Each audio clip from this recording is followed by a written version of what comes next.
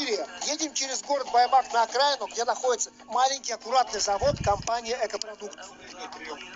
Здесь молоко охлаждается до 4 градусов, чтобы не прокисло. А здесь молоко нагревается и пастеризуется. В кобылье молоко добавляется закваска, и вот в этой ванне постоянно перемешивается и созревает кумыс. Идем в цех сублимации. Кумыс или молоко заливаем на поддоны. Сейчас мы будем сушить холодно. Камеры очень дорогие, стоят как Майбах. Технологический процесс будет длиться 36 часов. Заморозку до минус 10 градусов, а потом включают глубокий вакуум.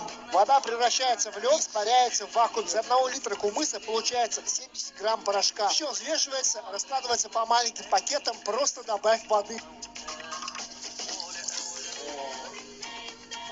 Сила кочевника. Эта пачка стоит 11 тысяч рублей.